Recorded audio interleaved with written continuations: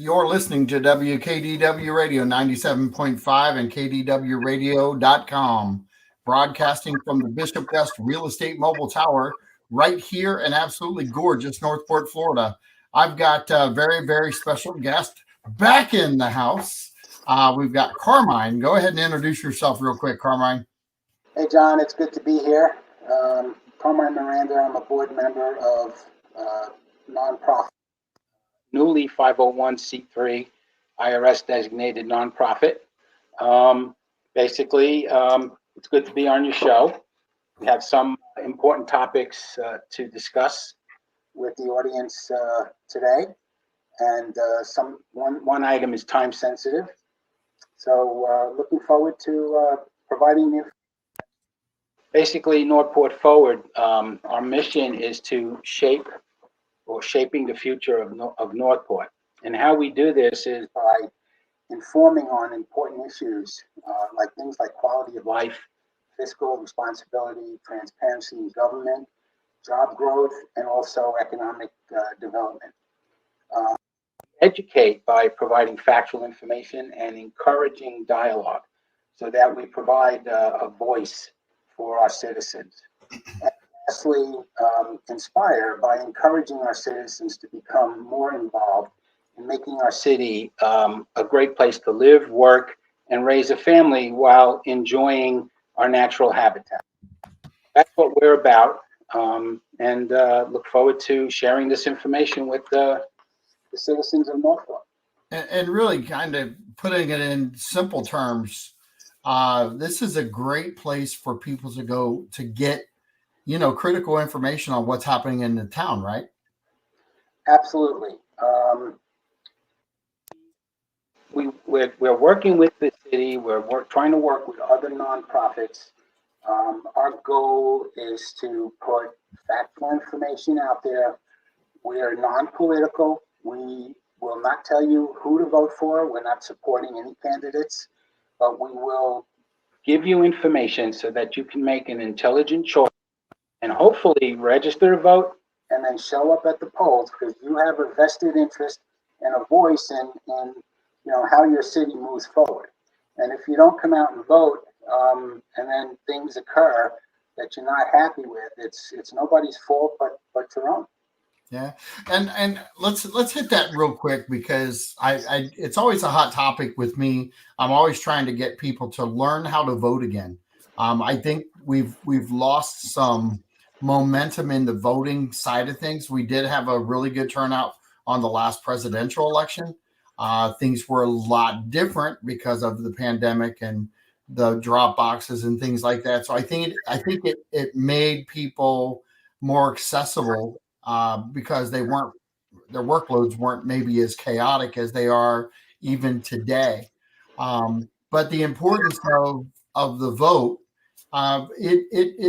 it leaks all the way up into Tallahassee, doesn't it? It does leak into Tallahassee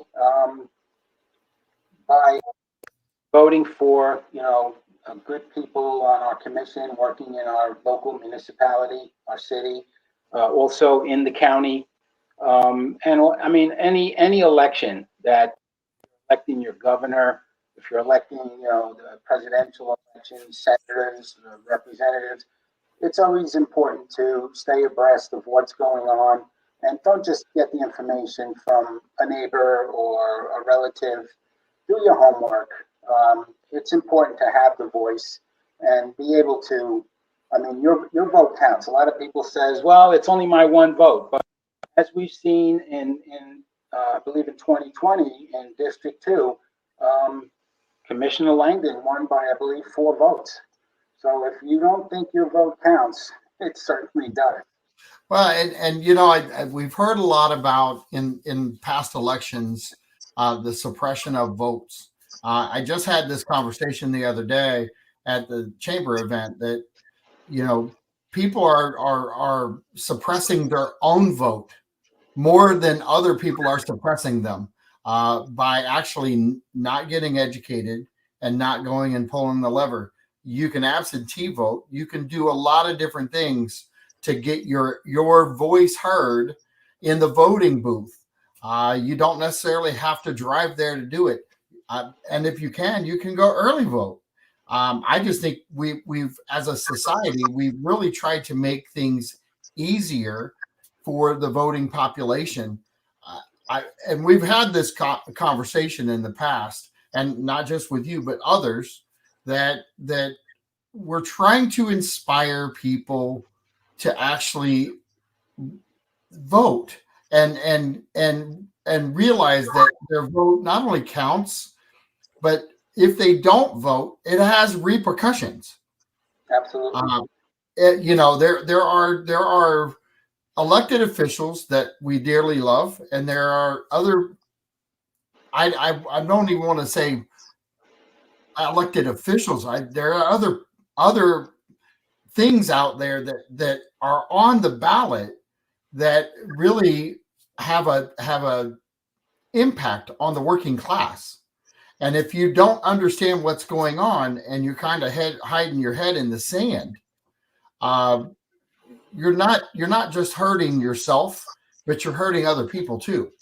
Absolutely. And I liked what you said. Don't just listen to your neighbor. Well, don't listen to your neighbor who doesn't vote. That's always my first question to somebody who is complaining. And I know that we've talked about this, and I know you're going to agree, but my first question to somebody who complains about what's going on, my first initial question is, did you vote? Because if you didn't vote, I don't want to talk about it. Learn to vote, and then we can talk.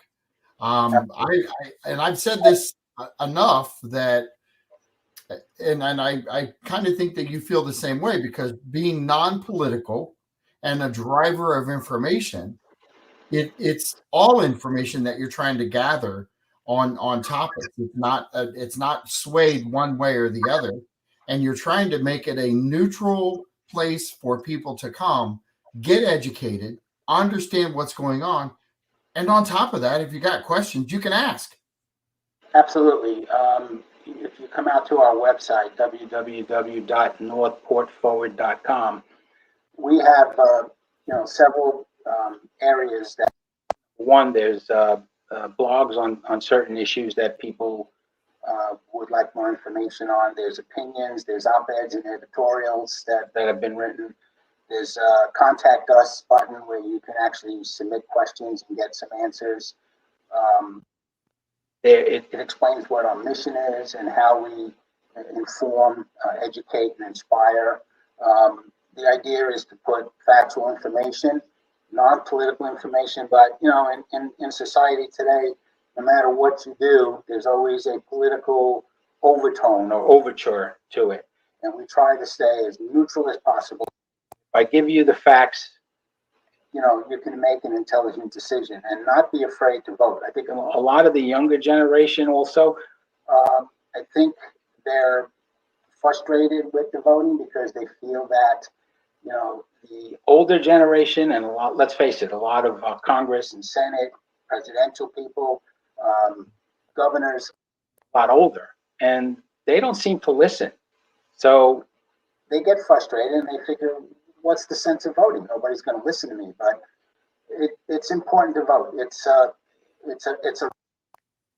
to vote in this country, and people should take that opportunity. And speaking of voting, there's a few different issues that I would like to talk to you and about. One of them is February 3rd to 9th. There's a publication called the Charlotte County, Florida Weekly. It's an article. This is what it. If you go out to Florida Weekly magazine now, because this is past the 9th, this will not pop up from that website. But this is the article, and the article talks about, in Tallahassee right now, we have a record-setting budget because of federal stimulus money, because we have 40 senators and 120 representatives that are looking at and trying to allocate funds throughout Florida. And the governor has said, do this quickly. I think they have 8 weeks to do it. I think it's going to expire March 11th, so it's time sensitive. And he also told them to spend the money. So let's divvy it up. Let's bring it out to the counties and the municipalities in our state. And when I read this, my first inkling was, quality drinking water. We cannot survive without quality drinking water. So what I'm advising is to read the article, understand what's going on, and if you go out to our website and go to the opinion section, you'll see an editorial that says, "Is drinking water important to you?" And part of that editorial, I've written a sample letter that you can send to your representatives, and it'll editorial shows a few of the websites to reach your senators, like flsenate.com, and then my floridahouse.gov for your representatives. So they have email buttons on their sites that you literally can take this, do a copy and paste of it. You can actually put their name in, you can put your information in, and send it to them. And some of them will, you'll get a reply that they've got it. And hopefully, if enough people do this, now if you have friends throughout Florida, let them know. Okay, we got until March 11th, and the more people, because this affects everybody. Drinking water is something that, as humans, animals, and plants require. Within 3 days, we're impacted and possibly will be able to die. So at this point, this is important for all the environmentalists out there. Water quality is high on my list, and I've already sent my letter. I believe it was 6 representatives. So that's one of the items that I wanted to discuss today. Well, let's go back here for a second, because we've talked now about the reason to vote, and now we're talking about another topic that's out here as far as drinking water. And I want to talk about real quick, because I just had this conversation with a new customer in as far as real estate, because they wanted on our canal.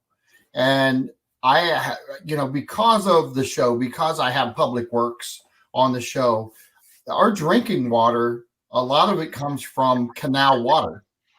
And so we are blessed in Northport, but we're different than most communities around.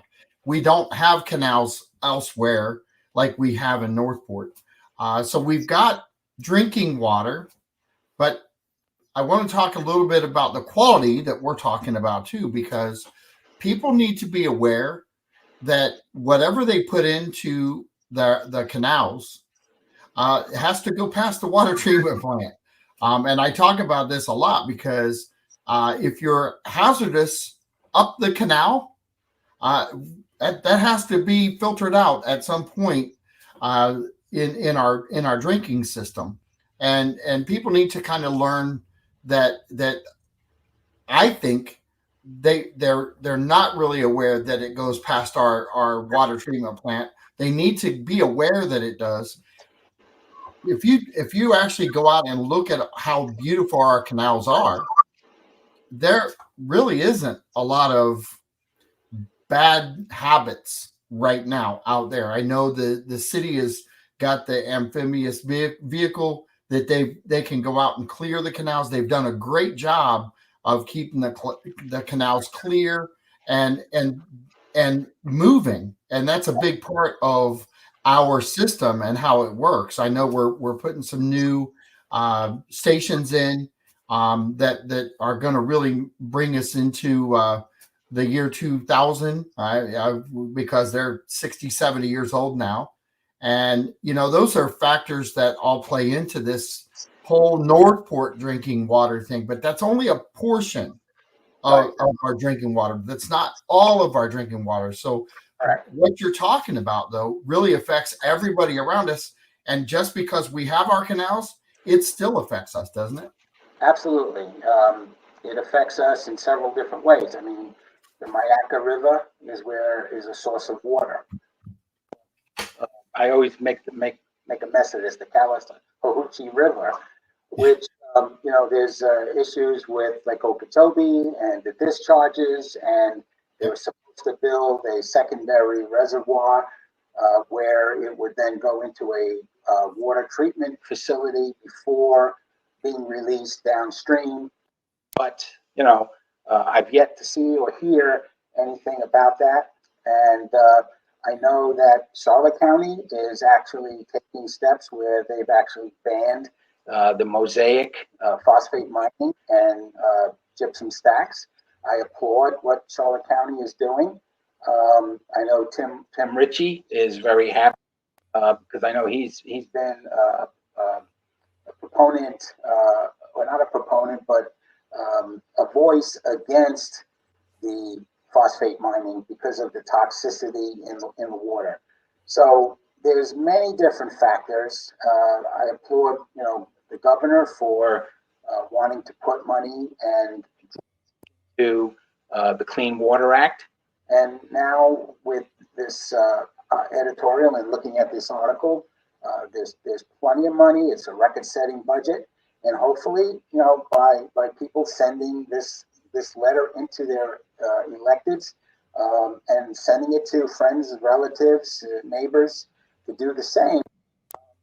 It's for our environment, and hopefully they'll hear it and they'll make water quality a priority, or at least move it up the list. And you said that the letter is actually on Northport Forward website, correct?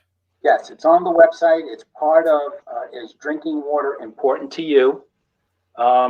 If you go to the lines up at the top right and hit opinions, and now scroll down, there's several different op-eds and editorials. Keep going. So what we're doing right now is Marie's actually back in studio, and she's actually pulling up the website for Northport Forward. So if you're listening in the radio, you can go home and you can actually listen back through, and these are instructions on exactly how to find this letter. So you can print this letter out, hand it off to your fellow citizens of Northport, and really educate them. You can even just take a link and send it out to your friends and say, listen, grab this letter. There's a lot of value behind what we're trying to get out there. And believe it or not, you're putting this stuff in your body anyway. So you might as well drink high quality water versus what we may end up with if we don't do something about it now.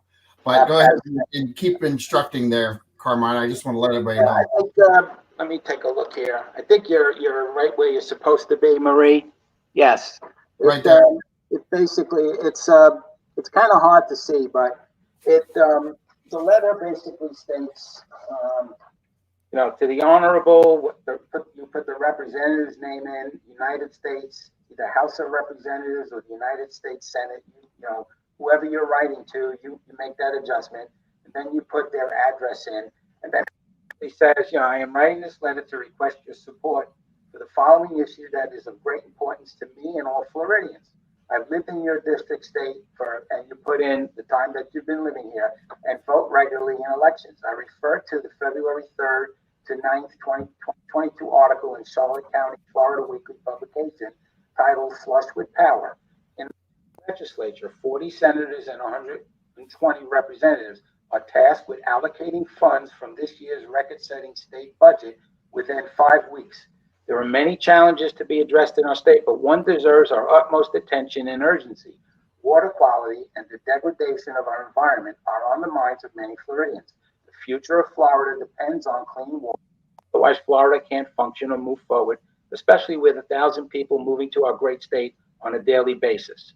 I applaud the actions taken by Governor DeSantis for the major water policy reforms put in place. The legislature this session has an unprecedented opportunity to back those reforms with this record-setting state budget. If not now, then when? I would get your consideration and support in making water quality a top priority and affording a commensurate budget to get this accomplished. This is extremely important to me, my family, and everyone in the great state of Florida. Thank you for taking the time to read my letter. So if everybody sends it, hopefully the voice will get out there. I know a lot of people listen anyway, but all we can do is try, because water is very important to our existence, and it's about time that they put some money behind their rhetoric and get things done. Well, and we've had lengthy conversations about water, the water quality, and we've had this on this show and other places. It's really been a huge push. I think for probably the past 10 years at least, where they've really been talking about the water quality, and we can even go out into the Gulf and start looking at the Gulf, and we have red tide more so today than we have ever had in the past. And that has to do with a lot of things that we're doing on land that are being corrected. But there has been a lot of damage. Lake Okeechobee all the way down into the Everglades it has been hit tremendously hard. And there's one thing to damage nature, but there's another thing to try to correct nature. It's very, very difficult to correct the damage that gets inflicted. And I know that you're shaking your head, and if you want to say anything, please jump in, because I agree with you. I know that we keep kicking the can down the road. We talk about water quality, and then somehow it just gets put on the back. Forget about it again for another few months, maybe half a year, and then it's a hot topic again. Now is the time. So if we can all gather around this article and send that sample in, or if you come up with a better letter, by all means send it in. It doesn't cost anything. I actually, sitting down watching TV with my iPhone, I was able to go out to their site, click on their email, fill it out with my information, and then take that letter plug their information in, okay? And I did a copy and paste and plugged it right into it, and I sent 6 of them out, I think maybe a whole 15, 20 minutes. It doesn't take a lot of time, and it's very worth the effort. So it's time that we... Well, and the truth is if you're not a voter, this isn't a voting situation. This is a letter writing situation. So you can get involved, and it can be impactful. You can also learn as you're doing this by what's going on with our water quality, and then figure out where you stand on the voting side of this issue, because there are things that are going to come up in the future about water quality and different issues that are out there. And we're trying to work with Northport Forward in the sense that they're really just trying to get really good, vital information to the public so that you can participate. This isn't a listen and shut it down. This is a listen, learn, and react. And the reason that we are doing these shows are to encourage people just to move the dial forward, just get things, the momentum going the citizens' way. And citizens in action, there's something to be said when you can have a community with a mass amount of citizens in an action mode, isn't there, Carmine? Yes, you actually, just voting for elected officials and then just putting all of your faith in what they say during the campaign that they're going to do what they say they're going to do. It actually starts from, the ground up. It's all of the people coming together and in mass making a difference in how those things, how we get our elected officials to listen. So that part is very important. So, Marie, can you put the website back up for a second? I just want people to see it. You can put Carmine Carmine and I off to the side, but go down to the heading of it again, just so they can get used to seeing the website itself. It's not hard to navigate. It's really user friendly. There's all kinds of information here, and how many hours? And I say this really cautiously because I don't know the answer, but what you're doing is not a 15-minute thing, once a day. You're spending more time than that getting this information and making sure things are out there for the public, aren't you? Yes, we have a whole team that work, all together in unison to be able to put out factual information so that we can educate and inform and inspire our citizens. I wind up getting the paper. I look at different articles and stuff that are pertinent to Northport. I'll look on different websites like the Southwest Florida Water Management Districts to see what's going on. It's a lot of research. That's our team. There's a lot of research that goes into trying to get factual information. And again, we try to stay away from the political. We try to stay away from telling people how to vote. You'll see if you look at these op-eds, some that I've written, I put, in my humble opinion, that's me. That's what my opinion is. I wouldn't vote for this, but I work with Northport Forward. But when it's my own opinion, I will make that known. It's my opinion, and so you'll see that in some of these op-eds and editorials. So. Well, and I really liked your approach when you said that it's voting is a right, and truthfully, it is a right. And when you don't take advantage of your rights, I get frustrated, and I'll tell you why. I've had this conversation on air, and my first instinct is to just get people to learn to vote.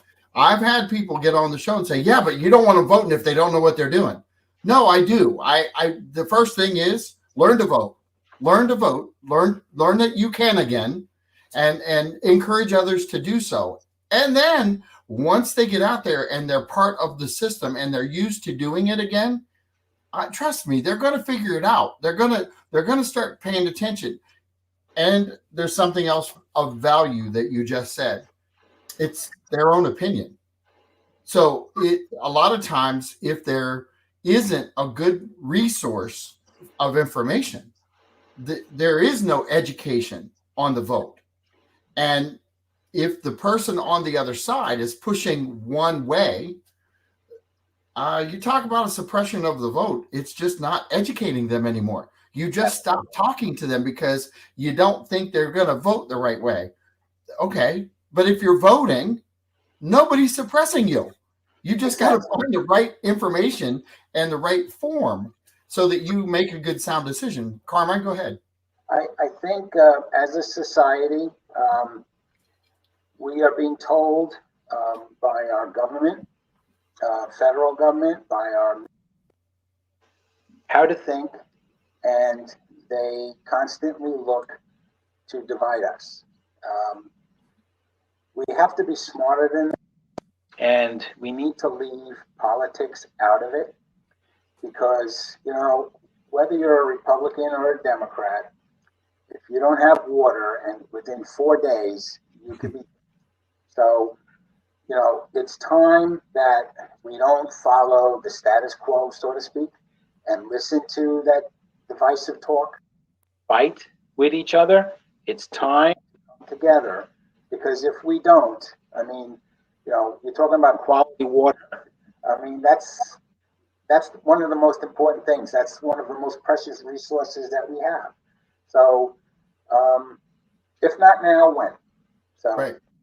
Well, and that's an accurate statement because there is a pool of money there that they've now kind of designated that it can be used. And you're right. If it's not now, when? Because if they earmark this the wrong way, we're not going to have another pool of money. Absolutely. Things can change next year. You never know. I mean, look what happened with the pandemic. Right. What happens when we get hurricanes and stuff. I mean, on the dime. So we have the money now. Well, I don't want to say thanks to the pandemic by any means, but the silver lining in that is that there's government money that can now be used to fix certain things, and let's focus on the right things.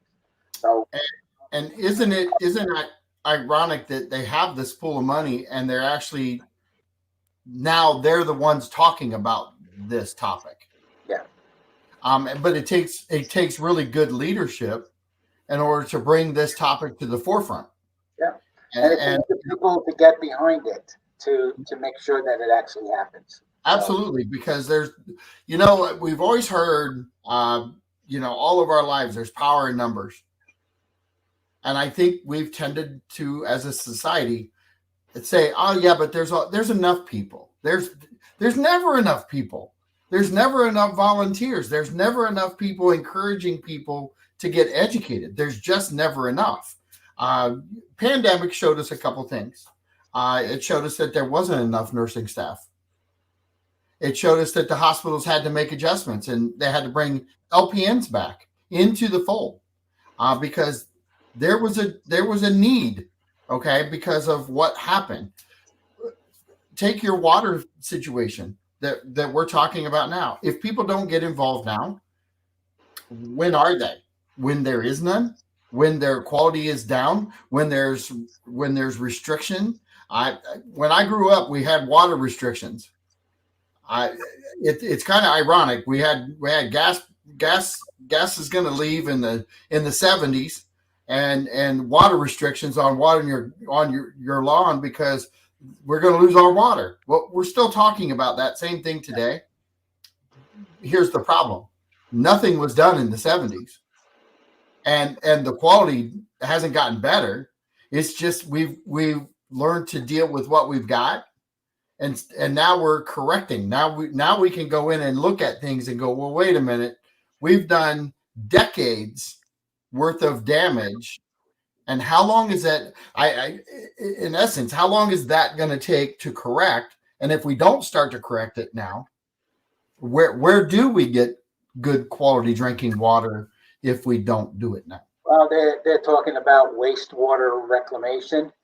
I personally don't want to go there. Right. I'd rather see desalination. The Navy uses it.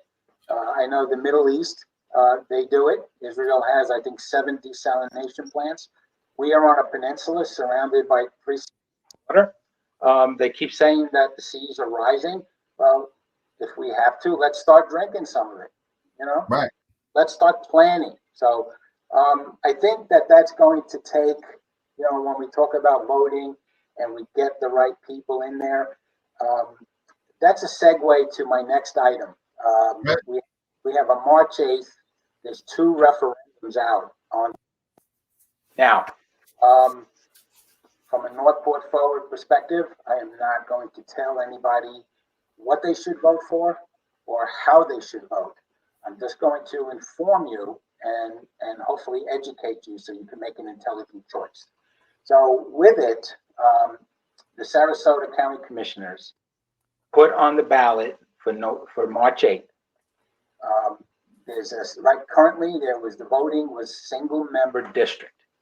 What that means is that your commissioner that's running lives in your district, that you as a citizen of that district can vote for that commissioner.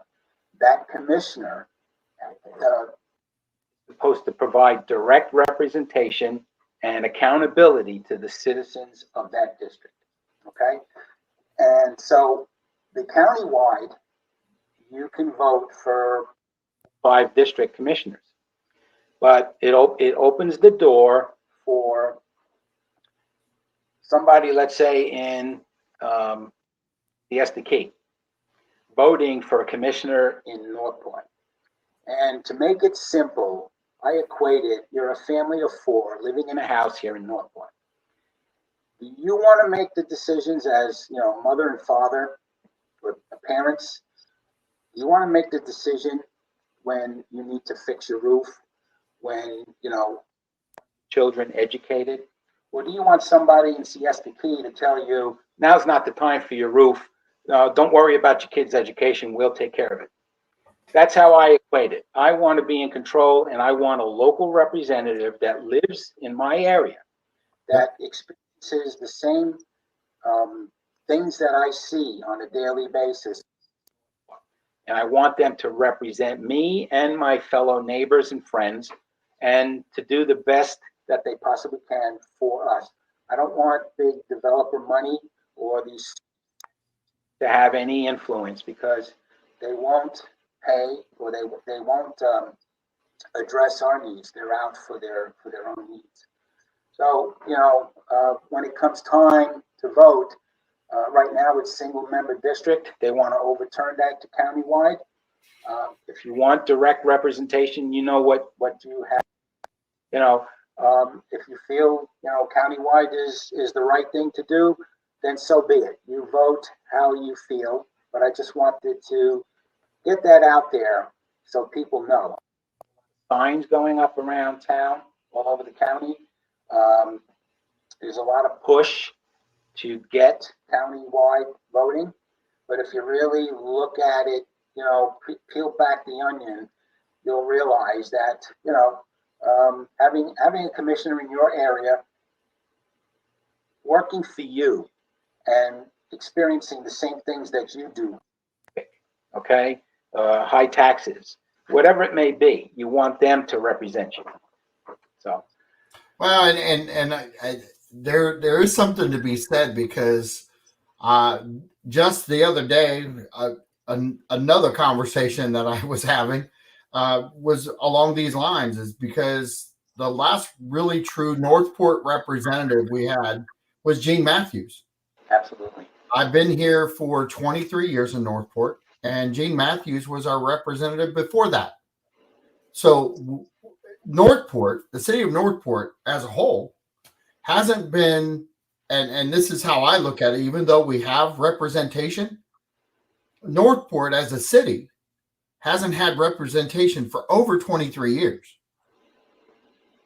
And if we give the one side of this away, we may never have representation. Absolutely. That's the caution that I would lay out there for people, is that we need representation. In having that conversation the other day, it's awesome that people want to run for county seat. It's awesome that they do. It's really kind of crazy to me when we finally get somebody from Northport who's going to run, that we actually eat our own. We actually don't want representation so bad that we go after them. And we haven't had anybody for 23 plus years. And I think we need, here again, this is just education. It's not telling you how to vote. It's letting you understand that if you make decisions, you have to live with the fact that you made those decisions. I'm okay with the vote going either way. As long as I voted, I can handle that. Part of that, John, we have, good candidates that want to run, but when you're competing, running a campaign, and you're competing with super PAC dollars and, developer money, some of those candidates that are supported by big money, yep, the townspeople who want to run, they may be very qualified. Okay, they live in the area. They want to do the best that they can. They don't even have a snowball's chance to compete money-wise. So what winds up happening is they fall by the wayside, and the big money has the push, all of the advertising, and they wind up, getting it. And then you don't have the correct representation for your district. And then you start complaining, and there we go. The other item is the school board has the 1 mil referendum school tax. It's again, not telling anybody how to vote, but it takes care of 8 schools in the county. It's not a new tax, been in place since 2002.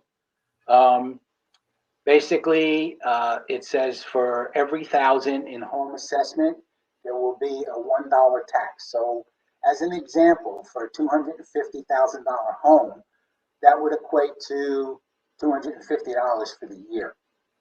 Now, it pays for some programs, reading recovery teachers, allowing students to avoid summer school. It provides for technology support, a lot of different things. Now, the 8 schools, they wind up getting, I'm going to read because there's so many of them, that there are things like, art and music teachers, science teachers, library media, ESOL liaison, foreign language, there's campus security. So there's a whole host of items for our school children that this 1 mil tax takes care of. And so that's on for March 8th. It's important. Take a close look at it. I know there were rumblings where I know some parents, because of the pandemic, because of the and the mandates, they were told by you don't have a say in how your children learn and this, that, and the other thing, and we don't care what you think. By not voting for this or not supporting this or even entertaining this, you're literally cutting your nose to spite your face, because your own children that go to the benefit. So with that, well, here's a maybe a different way of saying it, because I'm not part of your board. I'm not part of your group. From this perspective, if you take into consideration the property value of your home, because you're in an A school area, that really does bode well for property values and people moving in. And if you are pissed off about the mandates that were set place, vote them out. That's where you get them. You get rid of them. They've made a lot of bad decisions. I like to clean the whole house out. There's very few of them that I'm going to give my support to. And if they came on my show, I would tell them that. I got no problem letting them know how I feel. But to not vote for this or not get educated on this and what this actually has to do with your community and your kids in the surrounding area, this is really not about the people that are on the board. This has nothing to do with them. This has everything to do with what you want for your children, what the community is wrapping their arms around, and whether they want that status. And I'm going to tell you, it does play a role when people move to an area, especially the younger generation. And we're all talking about, why don't the younger people come back? Well, if we don't have A schools, they're not coming here because they want their kids educated. So that's first and foremost. Second off is, if you don't like the school board representative, learn to vote. Tell them you don't like them, and the reason you don't like them is to vote for somebody else.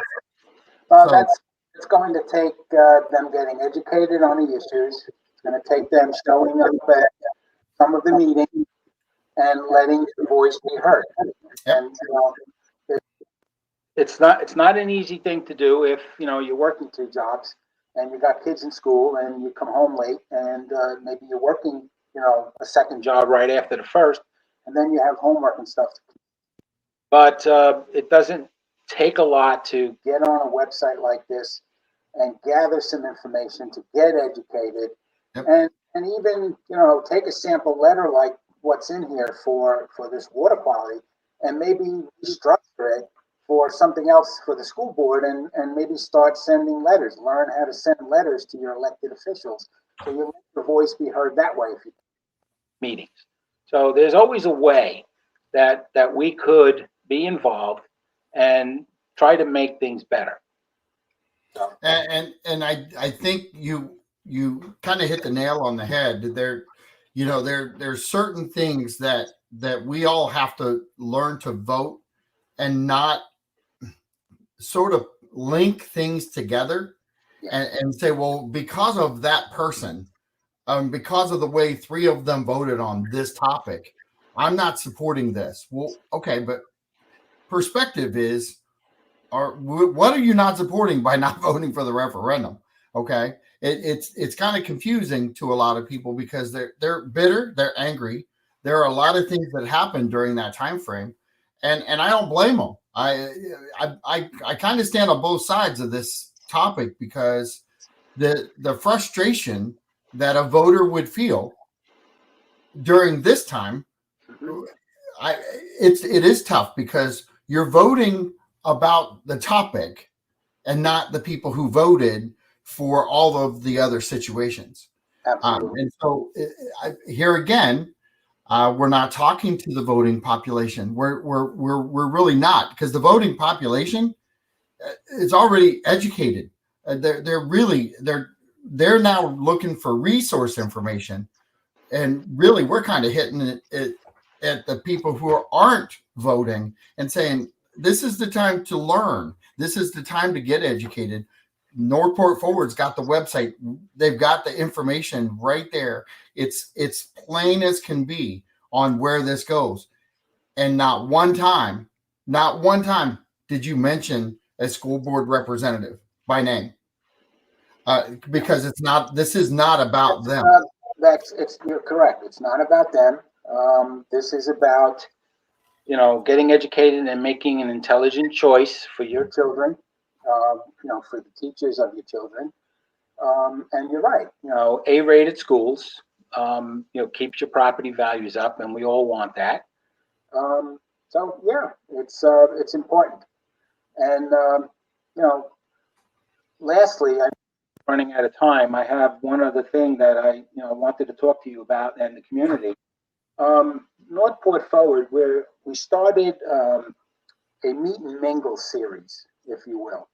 And what that is, a lot of times you hear people don't know what's going on. They talk about, government transparency and stuff. Well, we're working with the mayor, the vice mayor, and the commissioners. We're in the process of, we have a meeting scheduled with the Island Walk community in Welland Park to introduce the city manager and the mayor, so that they can talk to the public about the direction that they want to take the city, and basically provide, again, factual information. That's what the central tenet of Northport Forward is just putting information out there, as accurate of information that we possibly can, so that they can make an intelligent choice, and that they know what's going on in their community, in their city. So we're going to be doing this. This is the event. It's only open to the events of Island Walk. You have to go through a registration process, and the city manager is promoting a community with unity. Okay. And as we want to bring this to the other districts in our city as well, so that people can hear the direction that they want to take the city, the things that they want to work on, fix, things pertaining to the issues that are important to all of us. Government transparency, some of the most important issues, things like quality of life, economic development, job growth. To have the city manager come and talk to the folks there, I think is huge. We are sponsoring it, and like I said, we want to bring this meet and mingle series to other districts within Northport. Right. And people do need to understand that we do have districts. Just because it's Welland Park doesn't mean it's not part of Northport. Clearly is, and it's just another district that is part of our whole city overall. And I'm glad to hear that. One, I've listened to him talk. Mr. Fletcher is he's going to be, I think, something that's going to anchor our town, and really move us in a good direction. The community with unity. I spoke at the chamber event with Peter Bartolotta's celebration, and I was highly impressed with the fact that was what they came up with, and yet the city right now, all over City Hall, people are talking about unity. And it's kind of cool when you go from what you thought was a town that was unified to now they're actually talking unified. They're actually moving things forward. They're excited. Not that they weren't excited before, but that's what this is all about, is going from place to place to place all over the city, and yet pushing the same ideas and the same ideals, and getting things accomplished and getting people excited. And I think that's been lacking across the board, because I think with doing that, you're going to encourage more people to get involved. You're going to encourage more people to get out and vote and feel like they're part of the fabric of the community. And I'll let you go ahead. We all, as residents of Northport, we want to be proud where we live. We want to say to people, hey, we live in Northport, and we want people to say, oh, Northport's a great place. So, Mr. Fletcher, the city manager, brings a very positive vibe. He's got a lot of good experience, and the willingness now to come out and talk to the public, the citizens of Northport, is huge. And I think the city has turned a major corner, and I think we're on the right path. I really do. So, can you see the excitement right now? Can you see the difference now that Mr. Fletcher has now been here a short period of time, but just having filled the city manager? Not that our last temporary city manager didn't do a fantastic job, but he definitely played the game right while he was there, because he let the canvas be painted by Mr. Fletcher and really didn't put any roadblocks up. So it was a great management job prior to Jerome getting here. And I think that's been appreciative too across the board. Yeah. City manager Lear did he had an background, and one of the things I applaud that he did was keep the pensions of our police and fire and city workers and stuff paid even through the hard times. And I know some neighboring counties, they're not up to where we are, and so kudos to Mr. Lear for doing that. I look forward to everything that I've heard from Mr. Fletcher. It's all been positive. He's very dynamic. He's very approachable, and the willingness to come out and talk to citizens and work with us, not to let's let us into these communities so that we can bring him, so that he can bring the information firsthand and let our citizens know. We have a new city manager, and these are the things that this is the direction he wants to bring the city. It's all positive, and it's a good feeling. I was at that state of the city, and Peter Bartolotta's award. And the room when Mr. Fletcher speaks, it's positive. Everybody, like I said, we all want to be proud of where we live. Yep. We made the choice to come down here. Okay, I retired, and I moved from up north to be here, and this is my home now. And I want the very best, and I want to be able to be proud to say I live in Northport. Yep. So, listen, Carmine, we run out of time, but man, we got some great information out.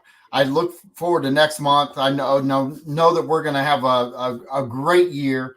But this is John Rawlings with Carmine with Northport Forward, saying good night and have a great day. We'll talk to you guys soon. Thanks a lot. John. Have a good You're day. welcome.